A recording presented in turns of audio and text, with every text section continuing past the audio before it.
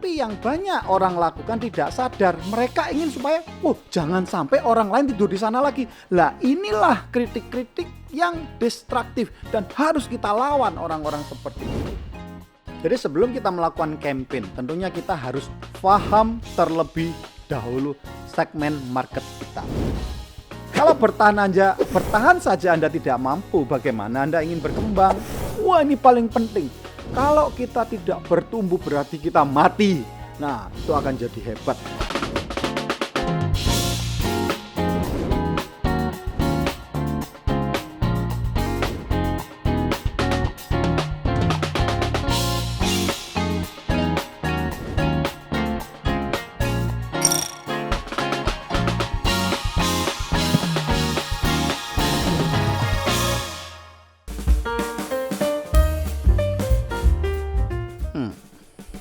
Tangible, sesuatu yang nampak, Anda bisa rasakan. Tentunya kebalikannya intangible, itu sesuatu yang tidak nampak. Menurut saya, menurut Pak Pacang nih, bisnis sekarang ini, zaman now, bisnis zaman milenial, bisa dikategorikan dibagi bukan hanya cuma bisnis barang, jasa, tapi secara keseluruhan lagi. Kalau Anda lihat Pak Pacang terdahulu, itu saya menjabarkan beberapa keuangan, barang dan jasa. Tapi ini lain lagi, lebih lebar lagi, lebih luas lagi. Maksud saya begini, di zaman milenial ini ada bisnis yang intangible. Artinya bisnis itu tidak nampak. Anda tidak punya toko, Anda tidak punya staff, Anda tidak punya karyawan, but you make money. Atau lebih tepatnya, you can make money or you lose money. It's a business, consider a business. Jadi maksudnya begini, kalau yang tangible, Anda nih buat restoran nih. Kalau restoran paling tidak ada tempatnya. Atau meskipun Anda bisnisnya online, Anda mau bisnis mulai di rumah, itu ada wujudnya. Oke, kalau kita bicara Madam Chang nih, ada alamatnya, ada buildingnya, ada kursinya, ada semua, ada staff dan karyawannya. Zaman sekarang bisnis tangible tidak mudah karena punya lawan yang namanya intangible. Bayangin, kalau sekarang anak-anak milenial kita minta untuk membangun bisnis yang tangible, oh my god, lama. Madam Chang per hari ini kurang lebih masuk tahun ke-9. Kita bisa lihat berapa growth-nya. Coba bayangkan, kalau anak-anak milenial yang baru lulus perguruan tinggi atau SMA 7-8 tahun yang lalu, Anda hanya menginvestasikan uang Anda 1 juta di tahun 2014, 2021 uang Anda menjadi 385 juta. Nah, mana ada sekarang zaman anak-anak milenial sekarang mempunyai passion.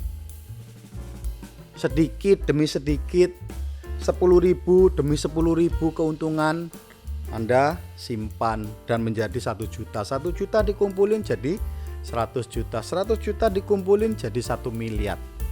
Takes time. Nah, semua terserah Anda. Anda ingin memiliki bisnis yang tangible atau intangible. Pilihan Anda.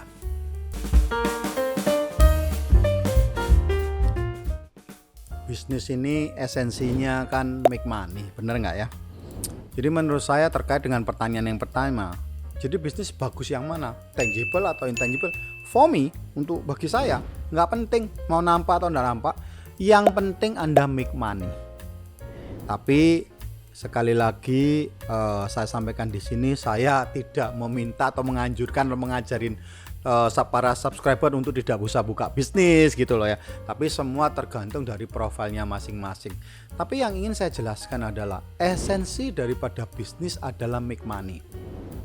Mungkin Anda bilang beli saham, investasi saham, Anda beli foreign exchange atau beli mata uang asing atau beli kripto. Sampai hari ini masih banyak orang yang mengatakan atau memiliki mindset itu bukan bisnis. Tapi bagi saya, Kalau kita modalnya 10 rupiah dan bisa menjadi 100 rupiah, that business.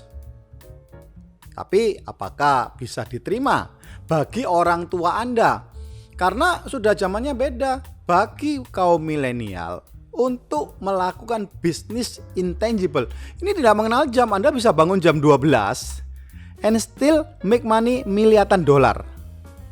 Oh, miliaran dolar, bukan lagi rupiah. Tapi ada orang yang berangkat pagi, pulang petang, penghasilannya juga masih tidak serta-merta mencukupi kebutuhan keluarga. Nah, kembali lagi, jadi esensinya apa? Make money, dan uang itu Anda gunakan untuk kesejahteraan keluarga Anda dan kemudian tuh hal-hal yang baik. Menurut saya itu adalah esensi daripada bisnis. Oke? Bagaimana ya?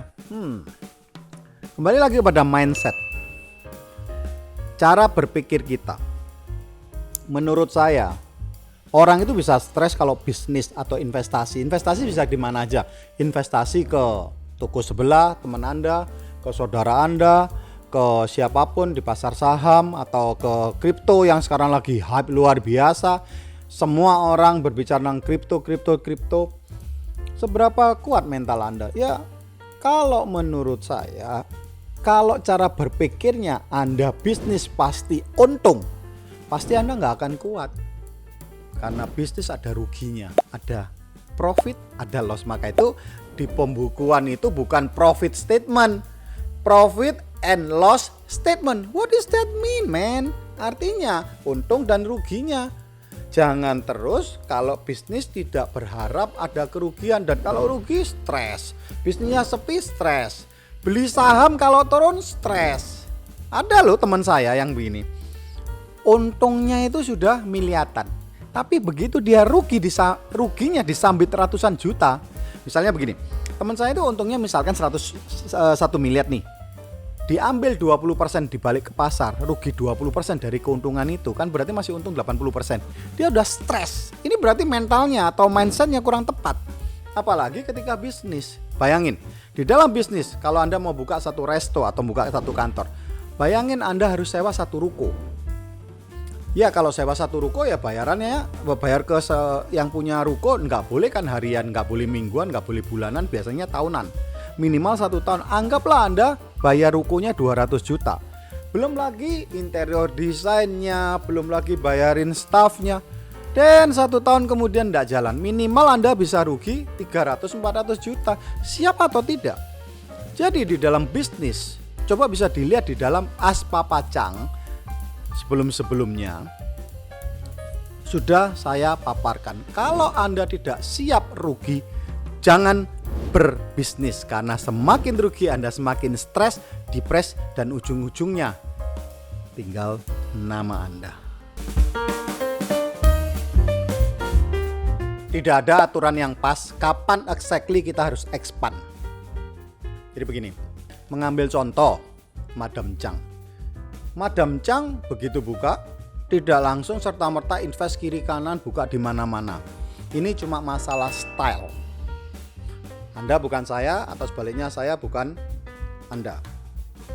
Jadi benar ya, saya bukan Anda, Anda bukan saya. Ada orang belum balik modal, kakinya belum kuat, dia sudah buka di mana-mana. Gamblingnya sekalian, mau cacing atau naga. Ini masalah profile, risknya berbeda-beda, cara manajemen risikonya berbeda-beda.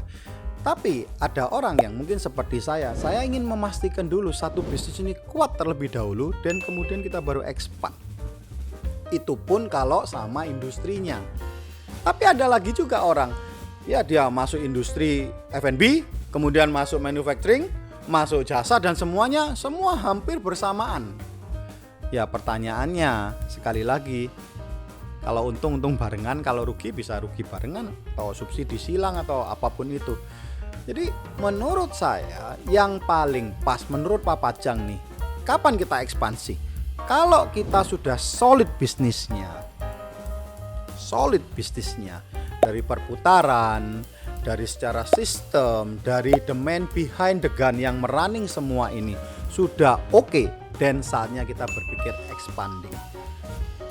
Jangankan di industri yang sama, jangankan terus lagi mau industri yang berbeda, apalagi harus merintis lagi, merintis dari nol. Karena rintisan itu sama dengan membesarkan bayi. Kalau bayi Anda belum bisa apa-apa, Anda terus beranak, terus Anda bisa bayangkan setiap 9 bulan, 10 bulan Anda beranak, repot kan? Ya menurut saya kalau ingin beranak ya minimal jaraknya 2 tahun. Kenapa 2 tahun? Karena paling tidak tubuh ibunya sudah siap untuk melahirkan sesuatu yang lebih sempurna. Karena semua zat-zat baik yang ada di dalam tubuh ketika melahirkan anak kan lari keluar semua, diberikan ke anaknya. Jadi supaya stamina dan kondisi ibunya pulih, baru boleh beranak lagi. Menurut saya itu sama dengan bisnis. Sekarang Anda tahu kapan waktunya berekspansi.